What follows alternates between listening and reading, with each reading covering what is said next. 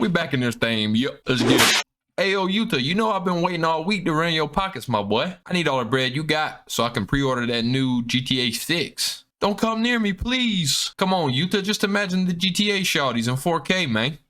4K. Please, no. I gotta do it for the shawties, Yuta. The shawties. No, Rika, stop. Man, who's Rika? So Yuta's curse comes out of him, and these doodle bobs proceed to get literally packed up into a conglomeration of meat. These jokers got stuffed into this locker like some sardines. Had them looking like those wads of meat hanging from the ceiling that the super mutants put up in Fallout 4. And they said that none of these kids died. But that's hard for me to believe because ain't no way I could survive getting pattied up into some flesh meat, some flesh burgers, and still be kicking. But anywho, after the events of the Doodle Bob Nightmare of Meat, Gojo convinces the Council of Old Heads to not execute Yuta because of his insane potential and massive amounts of cursed energy. Yuta enrolls in Jujutsu High to try and master his curse shortly after this. Yuta gets introduced to his new classmates and take a peek at how the spiritual pressure floods the room with every single step he takes. These jokers can't even get a breath. Somebody get Andrew Tate and tell these jokers to breathe air. He had all of them looking flabbergasted. Yuta's curse is explained to have come from when his childhood love Rika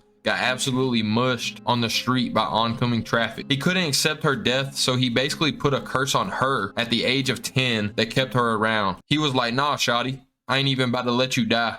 You're gonna be with me forever, dead or alive. They throw Yuta straight into his first mission to go and exercise some curses at a school, and Yuta and Maki fight a couple low-level curses and then get ate up like a whopper. A higher grade curse ends up eating them, and so they end up in its stomach along with two kids that the curse has snatched up. Yuta hasn't used his power yet, and with everyone else around him tweaking out, he goes into Black Mamba mode and forces Rika to come out. Rika flies out of the curse's sternum and then palms his face like Kawhi Leonard, then proceeds to pop Buddy like a water balloon and juice him like some grape juice. Oh, that joker welches. So Yuta's first mission ended with an absolute massacre. On to the next fight, and Yuta and Toge go on a low-grade mission just to exercise some Doodle Bob curses. Little do they know though, the furry snout curse was waiting to run the fade on them boys. It looks like this curse got some kind of psychic curse technique or something. By the way, nice sniffer, buddy. Toge twists his arm up like a Twizzler, but Sniffer is pressing them hard with the psychic blast. Toge gets some after effects from all that reverberation on his throat, so Yuta has to one-on-one snout. They lock in on the sniffer though, and Yuta passes the throat serum to Toge. Toge sips up his slurp juice, and then he hits a mean backflip compilation and turns the sniffer into some purple flirt. I don't care that you broke your elbow.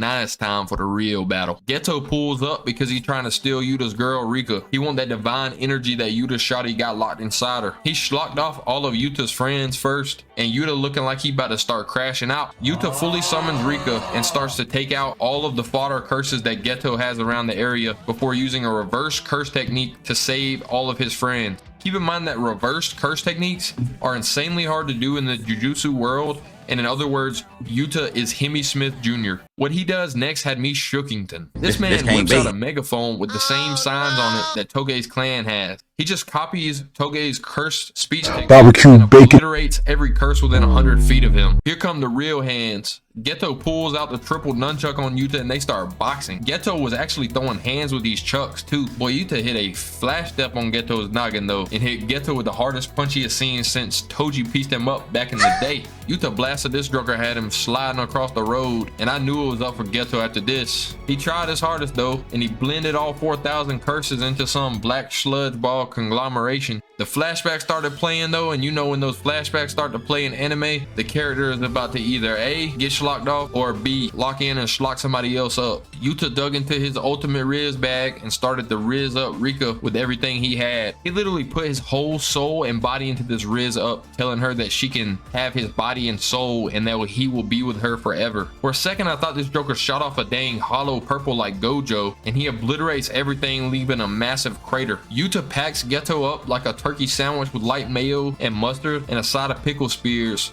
He had Geto fleeing the scene before Gojo caught up to him and had to put him down like a dog. Who should I do next? Mias, I'm gone.